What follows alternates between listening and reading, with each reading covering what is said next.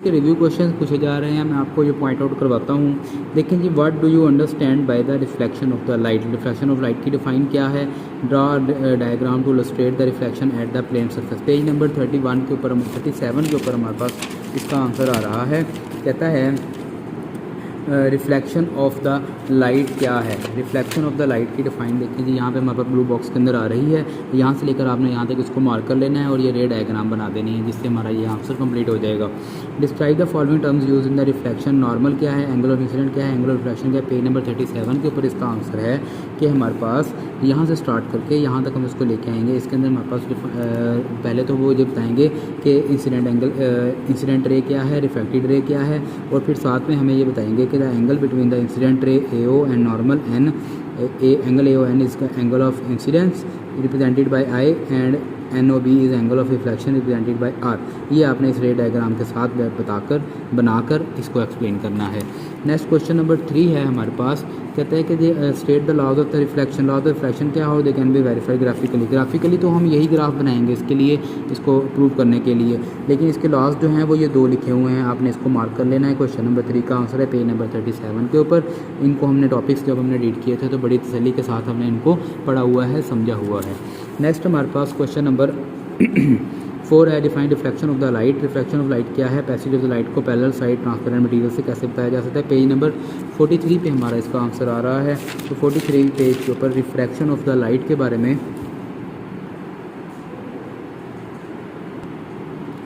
जी। तो नेक्स्ट हमारे पास ये रिफ्लेक्शन ऑफ द लाइट का आंसर 43 पेज के ऊपर आ रहा है। इसको आपने मार्क आउट कर लेना है। The process of the bending of the light at is passing from the one medium to the other medium reflection of the light.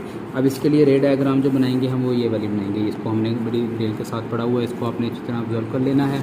Next हमारे पास है define the following terms in the angle of incident और angle of reflection क्या होता है।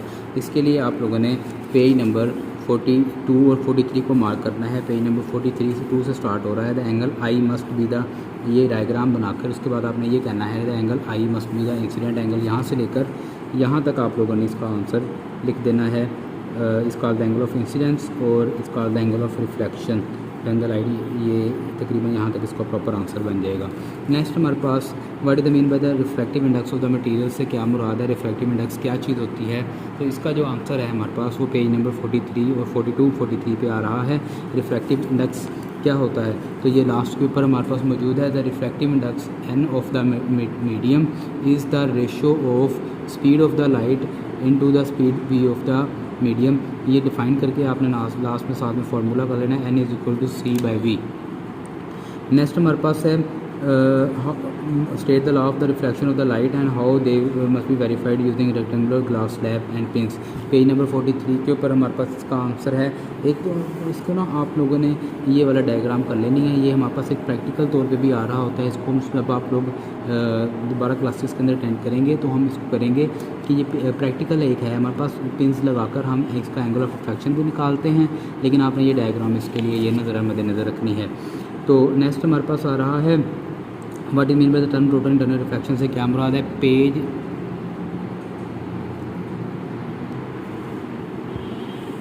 Total internal reflection page number 44 पे इसका answer आ रहा है। तो आपने इसको मार्क आउट कर लेना है। Total internal reflection when the angle, यहाँ से स्टार्ट करके यहाँ तक आपने this is called the total internal reflection, इसका प्रॉपर आंसर करना है।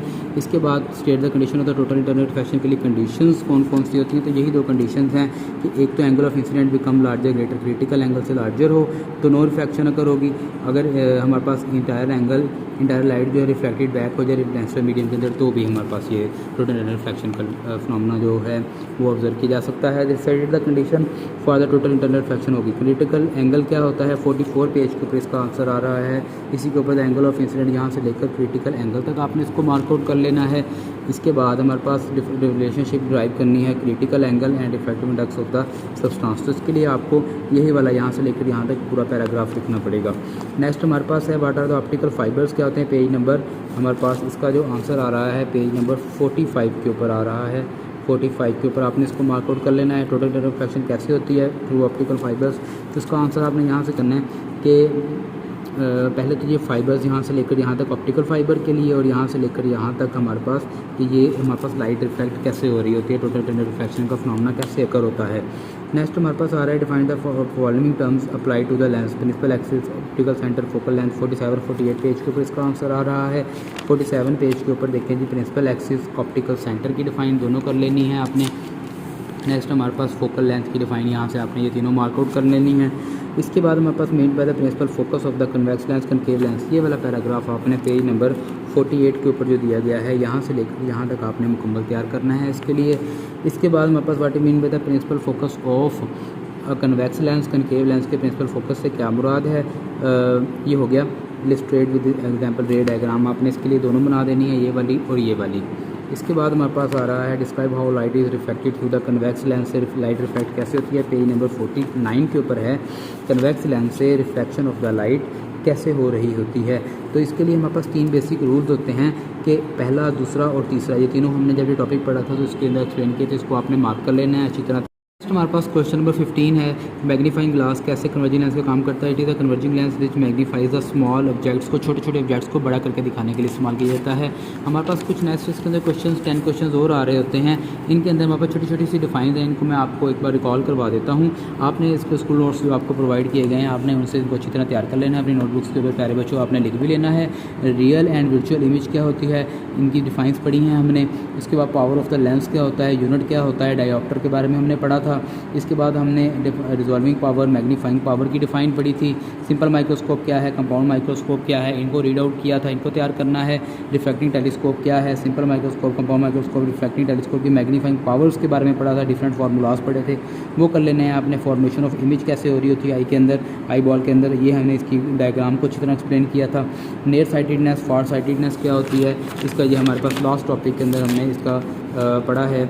पेज नंबर 60 और पेज नंबर 61 के ऊपर ये 2 डिफाइंस इनकी आ रही होती हैं, इनको आपने मार्कआउट कर लेना है। पेज नंबर 60 और page number 61, page number 60 and page number 61। Conceptual question के अंदर 10 क्वेश्चन शॉर्ट आ रहे हैं जो आपको स्कूल नोट्स प्रोवाइड किए गए हैं प्यारे बच्चों। उनके ऊपर बड़े प्रॉपर किस्म के इनके आंसर्स बना के लिखें, वही आपने तैयार करने हैं और उनको अपनी नोटबुक्स के ऊपर भी नोट कर लेना है। नेक्स्ट हमारे पास जो न्यूमेरिकल्स आ रहे हैं ये हम इनको डिस्कस करेंगे, कैसे कैसे करना है इनको पढ़ेंगे। इस अब तक के लिए इतना ही। ओके जी, अल्लाह हाफिज़।